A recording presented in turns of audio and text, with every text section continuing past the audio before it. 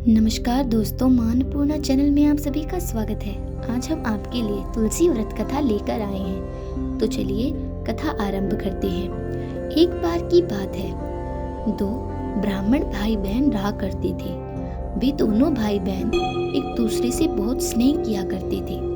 वे दोनों अनाथ थे, तो उसका भाई ही अपनी बहन का पालन पोषण किया करता था। जब भाई बड़ा हो जाता है तो बहन की देखभाल के लिए शादी कर लेता है, तो घर में भाभी आ जाती है। लेकिन भाभी अपनी ननद को बिल्कुल पसंद नहीं करती, क्योंकि उसका पति अपनी बहन से बहुत ज्यादा प्रेम करता है।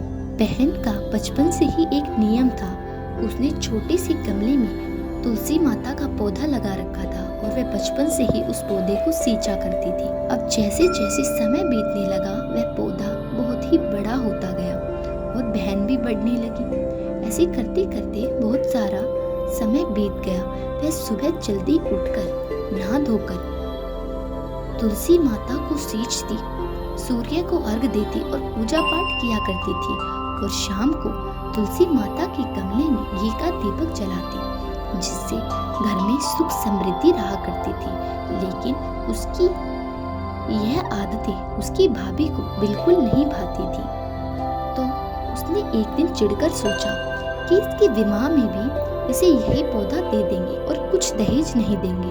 अब दिन बीतते चले गए और वह दिन आ गया जब बहन की शादी होने वाली थी। तो भाभी ने बहन को गहने कपड़े पहनाने की बजाय एक बुरी सी साड़ी पहना दी और गले में तुलसी दल की माला पहना दी। लेकिन देखते ही देखते आंखों के सामने चमत्कार होने लगे। उसकी साड़ी एक सुंदर, देखते ही देखते वह साड़ी एक बनारसी साड़ी में बदल गई और वह सूखी तुलसी दल की माला एक सुंदर हार में बदल गई, जो कि सोने का था। यह सब देखकर भाभी बहुत ज्यादा चौंक जाती है, और जब बाराती खाना खाने के लिए मांगते हैं तो वह तुलसी के गमले को तोड़कर उनके सामने मिट्टी परोस देती है। लेकिन वह मिट्टी भी देखते ही देखते 56 पकवानों में बदल जाती है और बाराती बहुत ही प्रसन्न हो जाते हैं। शादी अच्छे से निपट जाती है, और जब विदाई की बारी आती है तो अपनी ननद को कपड़े देने की बजाय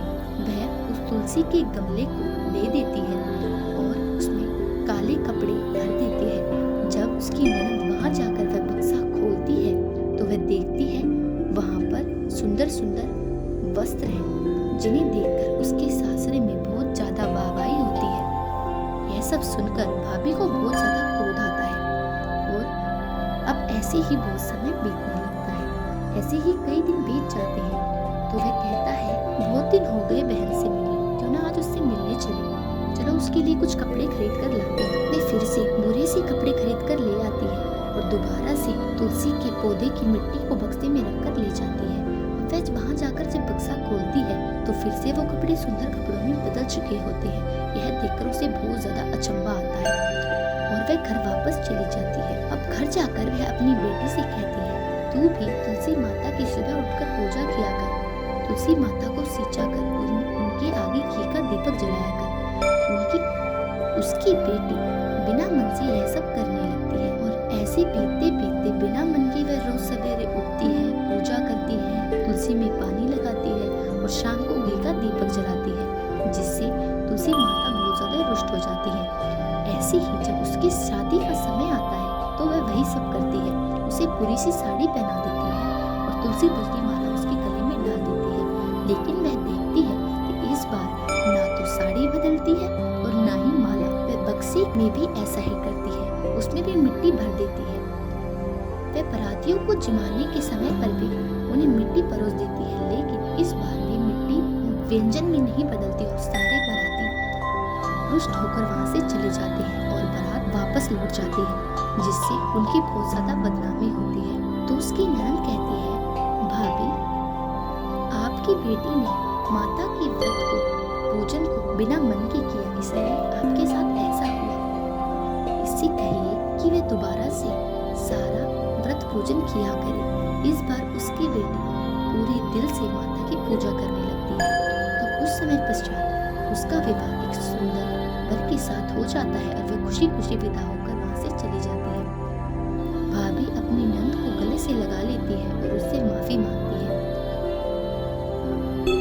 तो बोलिए तुलसी माता की जय। जो व्यक्ति इस व्रत को सुनता एवं पढ़ता है उसका जीवन खुशियों से भर जाता है। आप सभी का कथा को शांति पूर्वक और संतोष से सुनने के लिए धन्यवाद और हमारे चैनल को सब्सक्राइब करना ना भूलें। आपका दिन मंगलमय